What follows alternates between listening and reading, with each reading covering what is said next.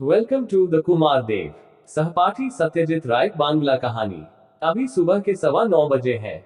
मोहित सरकार ने गले में टाई का फंदा डाला ही था कि उसकी पत्नी अरुणा कमरे में आई और बोली, तुम्हारा फोन। अब अभी कौन फोन कर सकता है भला। उद्धरण, मोहित का ठीक 9:30 दफ्तर जाने का नियम रहा है। अब घर से दफ्तर को निकलते वक्त तुम्हारा फोन सुनकर स्वभावत मोहित की त्योरियां चढ़ गई। अरुणा ने बताया, वह कभी तुम्हारे साथ स्कूल में पढ़ता था। स्कूल में? अच्छा, नाम बताया। उसने कहा कि जय नाम बताने पर ही वह समझ जाएगा। मोहित सरकार ने कोई 30 साल पहले स्कूल छोड़ा होगा। उसकी क्लास में 40 लड़के रहे होंगे। अगर वह बड़े ध्यान से सोचे भी तो ज्यादा से ज्यादा 20 साथियों के नाम याद कर सकता है और इसके साथ उनका चेहरा भी। सौभाग्य से जय या जयदेव के नाम और चेहरे की याद अब भी उसे है, लेकिन वह क्लास के सबसे अच्छे लड़कों में एक था। गोरा, सुंदर सा चेहरा, पढ़ने लिखने में होशियार, खेल कूद में भी आगे, हाई जंप में अव्वल। कभी कभी वह ताश के खेल भी दिखाया करता और हाँ, कैसे भी आका का आवृत्ति में उसने कोई पदक भी जीता था। स्कूल से निकलने के बाद मोहित ने उसके बारे में कभी कोई खोज खबर नहीं ली, लेकिन आज इतने सालों के बाद अपनी दोस्ती के बावजूद और कभी अपने सहपाठी रहे इस आदमी के बारे में कोई खास लगाव महसूस नहीं कर रहा था। खैर, मोहित ने फोन का रिसीवर पकड़ा। हेलो, कौन? मोहित, मुझे पहचान रहे हो भाई, मैं वही तुम्हारा जयदेव बोस, बालीगंज स्कूल का सहपाठी। भाई, अब आवाज से तो पहचान नहीं रहा, हाँ चेहरा जरूर याद है। बात क्या है? तुम तो अब बड़े अफसर हो गए हो भाई। मेरा नाम तुम्हें अब तक याद रहा, यही बहुत है। अरे यह सब छोड़ो, बताओ बात क्या है। बस यूं ही थोड़ी जरूरत थी। एक बार मिलना चाहता हूँ तुमसे। कब? तुम जब कहो, लेकिन थोड़ी जल्दी हो तो अच्छा। तो फिर आज ही मिलो। मैं शाम को 6 बजे घर आ जाता हूँ, तुम 7 बजे आ सकोगे? क्यों नहीं, जरूर आऊंगा। अच्छा तो धन्यवाद। तभी सारी बातें होंगी। अभी हाल ही में खरीदी गई आसमानी रंग की कार में दफ्तर जाते हुए मोहित सरकार ने स्कूल में घटी कुछ घटनाओं को याद करने की कोशिश की। हेड मास्टर गिरीन्द्र सुर की पैनी नजर और बेहद गंभीर रस स्वभाव के बावजूद स्कूली दिन भी सचमुच कैसी कैसी खुशियों से भरे दिन थे। मोहित खुद भी एक अच्छा विद्यार्थी था। शंकर, मोहित और जयदेव, इन तीनों में ही प्रतिद्वंद्विता चलती रहती थी। पहले, दूसरे और तीसरे नंबर पर इन्हीं तीनों का बारी बारी कब्जा रहता। छठी से लेकर मोहित सरकार और जयदेव बोस एक साथ ही पढ़ते रहते थे। कई बार एक ही बेंच पर बैठकर पढ़ाई की थी। फुटबॉल में भी दोनों का बराबरी का स्थान था। मोहित राइट इन खिलाड़ी था तो जयदेव राइट आउट। तब मोहित को जान पड़ता कि यह दोस्ती आज की नहीं, युगों की है। लेकिन स्कूल छोड़ने के बाद दोनों के रास्ते अलग अलग हो गए। मोहित के पिता एक रईस आदमी थे, कलकत्ता के नामी वकील। स्कूल की पढ़ाई खत्म करने के बाद मोहित का दाखिला एक अच्छे से कॉलेज में हो गया और यहाँ की पढ़ाई समाप्त हो जाने के 2 साल बाद ही उसकी नियुक्ति एक बड़ी कारोबारी कंपनी के अफसर के रूप में हो गई। जयदेव किसी दूसरे शहर में किसी कॉलेज में भर्ती हो गया था। दरअसल उसके पिताजी की नौकरी बदली वाली थी। सबसे हैरानी की बात यह थी कि कॉलेज में जाने के बाद मोहित ने जयदेव की कमी को कभी महसूस नहीं किया। उसकी जगह कॉलेज के एक दूसरे दोस्त ने ले ली। बाद में यह दोस्त भी बदल गया जब कॉलेज जीवन भी पूरा हो जाने के बाद मोहित की नौकरी वाली जिंदगी शुरू हो गई। मोहित अपनी दफ्तरी दुनिया में 4 बड़े अफसरों में से एक है और उसके सबसे अच्छे दोस्तों में उसका ही एक सहकर्मी है। स्कूल के साथियों में एक प्रज्ञान सेनगुप्त है, लेकिन स्कूल की यादों में प्रज्ञान की कोई जगह नहीं है। लेकिन जयदेव, जिसके साथ पिछले 30 सालों से मुलाकात तक नहीं हुई है, उसकी यादों ने अपनी काफी जगह बना रखी है। मोहित ने उन पुरानी बातों को याद करते हुए इस बात की सच्चाई को बड़ी गहराई से महसूस किया। मोहित का दफ्तर सेंट्रल एवेन्यू में है। चौरंगी और सुरेंद्र बैनर्जी रोड के मोड़ पर पहुंचते ही गाड़ियों की भीड़, बसों के हॉर्न और धुएं से मोहित सरकार की यादों की दुनिया ढह गई और वह सामने खड़ी दुनिया के सामने था। अपनी कलाई घड़ी पर नजर दौड़ाते हुए ही वह समझ गया कि वह आज 3 मिनट देर से दफ्तर पहुंच रहा है। दफ्तर का काम निपटा कर मोहित जब ली रोड स्थित अपने घर पहुंचा तो बालीगंज गवर्नमेंट स्कूल के बारे में उसके मन में रत्ती भर याद नहीं बच थी। यहाँ तक कि वह सुबह टेलीफोन पर हुई बातों के बारे में भी भूल चुका था। उसे इस बात की याद तब आई जब उसका नौकर विपिन ड्राइंग रूम में आया और उसने उसके हाथों में एक पुर्जा थमाया। यह किसी लेखन पुस्तिका में से फाड़ा गया पन्ना था, मोड़ा हुआ। इस पर अंग्रेजी में लिखा था, जयदेव बोस अस पर अपॉइंटमेंट। रेडियो पर BBC से आ रही खबरों को सुनना बंद कर मोहित ने विपिन को कहा, उसे अंदर आने को कहो। लेकिन उसने दूसरे ही पल यह महसूस किया कि जय इतने दिनों बाद मुझसे मिलने आ रहा है, उसके नाश्ते के लिए कुछ मंगा लेना चाहिए था। दफ्तर से लौटते हुए पार्क स्ट्रीट से वह बड़े आराम से केक या पेस्ट्री वगैरह कुछ भी ला ही सकता था, लेकिन उसे जय के आने की बात याद ही नहीं रही। पता नहीं उसकी घरवाली ने इस बारे में कोई इंतजाम कर रखा है या नहीं। पहचान रहे हो? इस सवाल को सुनकर और इसके बोलने वाले की ओर देखकर मोहित सरकार की मनोदशा कुछ ऐसी हो गई कि बैठक वाले कमरे की सीढ़ी पार करने के बाद भी उसने नीचे की ओर एक कदम और बढ़ा दिया था, जबकि वहां कोई सीढ़ी नहीं थी। कमरे की चौखट पार करने के बाद जो सज्जन अंदर दाखिल हुए थे, उन्होंने एक ढीली ढाली सूती पतलून पहन रखी थी, इसके ऊपर एक घटिया छापे वाली सूती कमीज। दोनों पर कभी इस्त्री की गई हो ऐसा नहीं जान पड़ा। कमीज की कॉलर से जो सूरत झांक रही थी, उसे देखकर मोहित अपनी याद में बसे जयदेव से उसका कोई तालमेल नहीं बिठा सका। आने वाले का चेहरा सूखा, गाल पिचके, आंखें धंसी, देह का रंग धूप में तप तप कर काला पड़ गया था। इस चेहरे पर 3-4 दिनों की कच्ची पक्की मूंछें उगी थी। माथे के ऊपर एक मस्सा और कनपट्टियों पर बेतरतीब ढंग से फैले ढेर सारे पके हुए बाल। उस आदमी ने यह सवाल झूठी हंसी के साथ पूछा था। उसकी दांतों की कतार भी मोहित को दिख पड़ी। पान खा खाकर सड़ गए ऐसे दर्द के साथ हंसने वाले को सबसे पहले अपना मुंह हथेली से ढांप लेना चाहिए। काफी बदल गया हूं ना? बैठो। मोहित अब तक खड़ा था। सामने वाले सोफे पर उसके बैठ जाने के बाद मोहित भी अपनी जगह पर बैठ गया। मोहित के विद्यार्थी जीवन की तस्वीर उसके एल्बम में पड़ी है। उस तस्वीर में 14 साल के मोहित के साथ आज के मोहित को पहचान पाना बहुत मुश्किल नहीं है, तो फिर सामने बैठे जय को पहचान पाना इतना कठिन क्यों हो रहा है? सिर्फ 30 सालों में क्या चेहरे में इतना बदलाव आ जाते हैं? तुम्हें पहचान पाने में कोई मुश्किल नहीं हो रही है? रास्ते पर भी देख लेता तो पहचान जाता। भला आदमी आते ही शुरू हो गया था। दरअसल मुझ पर मुसीबतों का पहाड़ सा टूट पड़ा है। कॉलेज में ही था कि पिताजी गुजर गए। मैं पढ़ना लिखना छोड़कर नौकरी की तलाश में भटकता रहा और बाकी तुम्हें पता है ही। अच्छी किस्मत और सिफारिश न हो तो आज के जमाने में हम जैसे लोगों के लिए चाय तो पियोगे? उद्धरण चाय हाँ, लेकिन मोहित ने विपिन को बुलाकर चाय लाने को कहा। इसके साथ उसे यह सोचकर राहत मिली कि केक या मिठाई न भी हो तो कोई खास बात नहीं, इसके लिए बिस्कुट ही काफी होगा। ओह, उस भले आदमी ने कहा। आज दिन भर न जाने कितनी पुरानी बातें याद करता रहा। तुम्हें क्या बताऊं, मोहित का भी कुछ समय ऐसे ही बीता है, लेकिन उसने ऐसा कुछ कहा नहीं। LCM और GCM की बातें याद है। मोहित को इस बारे में पता न था, लेकिन प्रसंग आते ही उसे याद आ गया। LCM यानी PT मास्टर लालचांद मुखर्जी और GCM यानी गणित के टीचर गोपेंद्र चंद्र मित्र। स्कूल में ही पत्नी की टंकी के पीछे हम दोनों को जबरदस्ती आसपास खड़ा कर बॉक्स कैमरे से किसी ने हमारी तस्वीर खींची थी, याद है? अपने होठों के कोने पर एक मीठी मुस्कान चिपका कर मोहित ने यह जता दिया कि उसे अच्छी तरह याद है। आश्चर्य, ये सब तो सच्ची बातें हैं, और अब भी अगर यह जयदेव न हो तो इतनी बातों के बारे में इसे पता कैसे चला? स्कूली जीवन के वे 5 साल मेरे जीवन के सबसे अच्छे साल थे, आने वाले ने बताया और फिर अफसोस जताया। वैसे दिन अब दोबारा कभी नहीं आएंगे भाई, लेकिन तुम तो लगभग मेरी ही उम्र के हो।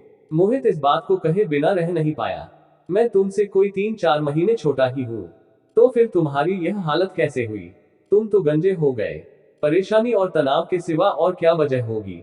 आगंतुक ने बताया। हालांकि गंजापन तो हमारे परिवार में पहले से ही रहा है। मेरे बाप और दादा दोनों ही गंजे हो गए थे सिर्फ 65 साल की उम्र में। मेरे गाल धंस गए हैं हाड़ तोड़ मेहनत की वजह से, और ढंग का खाना कहाँ नसीब होता है। और तुम लोगों की तरह मेज कुर्सी पर बैठकर तो हम लोग काम नहीं करते। पिछले 7 साल से एक कारखाने में काम कर रहा हूँ। इसके बाद मेडिकल सेल्समैन के नाते इधर उधर की भाग दौड़, बीमे की दलाली, इसकी दलाली, उसकी दलाली। किसी एक काम में ठीक से जुटे रहना अपने नसीब में कहाँ। अपने ही जाल में फांसी मकड़ी की तरह इधर उधर घूमता रहता हूँ। कहते हैं न देह धरे का दंड, देखना है यह देह भी कहाँ तक साथ देती है। तुम तो मेरी हालत देख ही रहे हो। विपिन चाय ले आया था, चाय के साथ संदेश और समोसा भी। गनीमत है पत्नी ने इस बात का ख्याल रखा था, लेकिन अपने सहपाठी की इस टूटी फूटी तस्वीर देखकर वह क्या सोच रही होगी, इसका अंदाज उसे नहीं हो पाया। तुम नहीं लोगे? आगंतुक ने पूछा। मोहित ने सिर हिलाकर कहा, नहीं, अभी अभी पी है। संदेश तो ले लो। नहीं, तुम शुरू तो करो। भले आदमी ने समोसा उठाकर मुंह में रखा और इसका एक टुकड़ा चबाते चबाते बोला, बेटे का इम्तिहान सिर पर है और मेरी परेशानी यह है मोहित भाई कि मैं उसके लिए फीस के रुपए कहां से जुटाऊं। कुछ समझ में नहीं आता। अब आगे कुछ कहने की जरूरत नहीं थी। मोहित समझ गया। इसके आने के पहले ही उसे समझ लेना चाहिए था कि क्या माजरा है। आर्थिक सहायता और इसके लिए प्रार्थना। आखिर यह कितनी रकम की मदद मांगेगा? अगर 20-25 रुपए दे देने पर भी पिन छूट सके तो वह खुशकिस्मती ही होगी, और अगर यह मदद नहीं दी गई तो यह बला टल पाएगी, ऐसा नहीं कहा जा सकता। पता है, मेरा बेटा बड़ा होशियार है। अगर उसे अभी यह मदद नहीं मिली तो उसकी पढ़ाई बीच में ही रुक जाएगी। मैं जब जब इस बारे में सोचता हूं तो मेरी रातों की नींद हराम हो जाती है।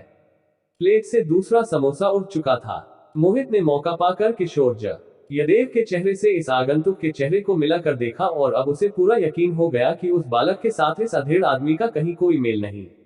इसलिए कह रहा था कि चाय की चुस्की भरते आगंतुक ने आगे कहा, अगर तू 100-150 रुपए अपने इस पुराने दोस्त को दे सको तो वेरी सॉरी। क्या? मोहित ने मन ही मन यह सोच रखा था कि अगर बात रुपए पैसे पर आए तो वह एकदम ना कर देगा, लेकिन अब जाकर उसे लगा कि इतनी रुखाई से मना करने की जरूरत नहीं थी। इसलिए अपनी गलती की मरम्मत करते हुए उसने बड़ी नरमी से कहा, सॉरी भाई, अभी मेरे पास कैश रुपए नहीं है, मैं कल आ सकता हूँ। मैं कलकत्ता के बाहर रहूंगा, 3 दिनों के बाद लौटूंगा, तुम रविवार को आ जाओ। रविवार को? उद्धरण। आगंतुक थोड़ी देर तक चुप रहा। मोहित ने भी मन ही मन में कुछ ठान लिया था। यह वही जयदेव है, इसका कोई प्रमाण नहीं है। कलकत्ता के लोग एक दूसरे को ठगने के ही हजार तरीके जान गए हैं। किसी के पास से 30 साल पहले के बालीगंज स्कूल की कुछ घटनाओं के बारे में जान लेना कोई मुश्किल काम नहीं था।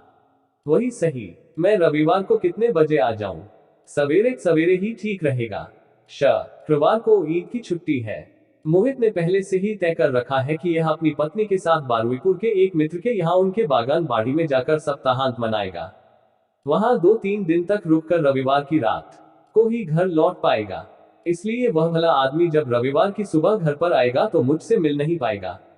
इस बहाने की जरूरत नहीं पड़ती। अगर मोहित ने 2 टूक शब्द में उससे न कह दिया होता, लेकिन ऐसे भी लोग होते हैं जो एकदम ऐसा नहीं कह सकते। मोहित ऐसे ही स्वभाव का आदमी है। रविवार को उससे मुलाकात न होने के बावजूद वह कोई दूसरा तरीका ढूंढ निकाले तो मोहित उससे भी बचने की कोशिश करेगा। शायद इसके बाद किसी दूसरी परेशानी का सामना करने की नौबत नहीं आएगी। आगंतुक ने आखिरी बार चाय की चुस्की ली और कप को नीचे रखा था कि कमरे में एक और सज्जन आ गए। ये मोहित के अंतरंग मित्र थे, वाणीकांत सेन। 2 अन्य सज्जनों के भी आने की बात है। इसके बाद यही ताश का अड्डा जमेगा। उसने भले आगंतुक की तरफ शक की नजरों से देखा। मोहित इसे भाप गया। आगंतुक के साथ अपने दोस्त का परिचय कराने की बात मोहित बुरी तरह टाल गया।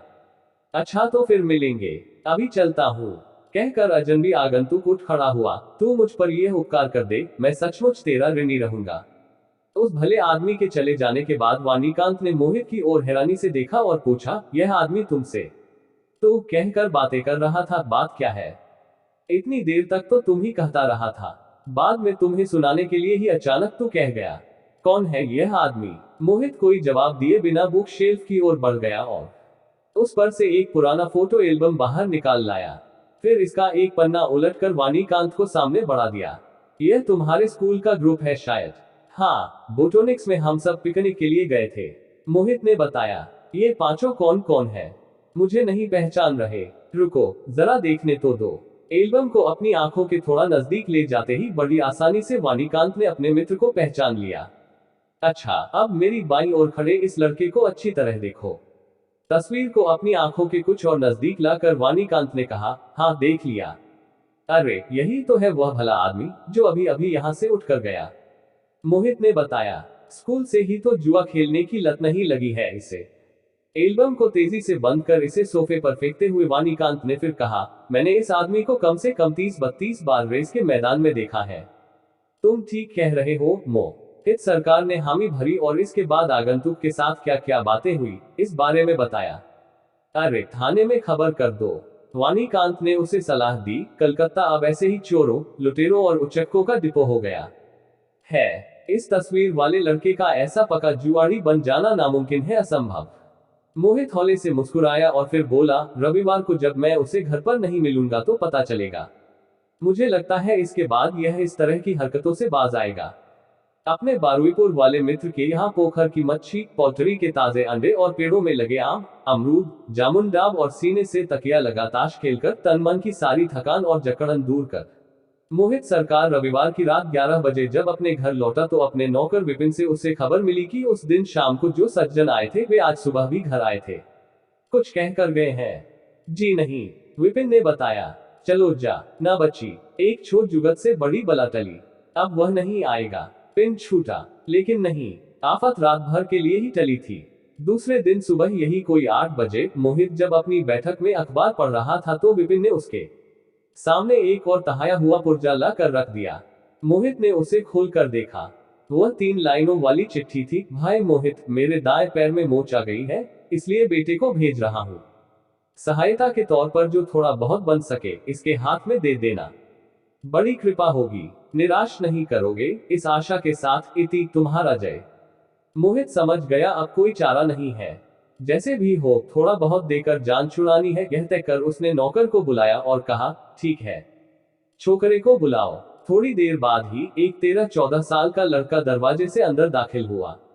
मोहित के पास आकर उसने उसे प्रणाम किया और फिर कुछ कदम पीछे हटकर चुपचाप खड़ा हो गया। मोहित उसकी तरफ कुछ देर तक बड़े गौर से देखता रहा। इसके बाद कहा, बैठ जाओ।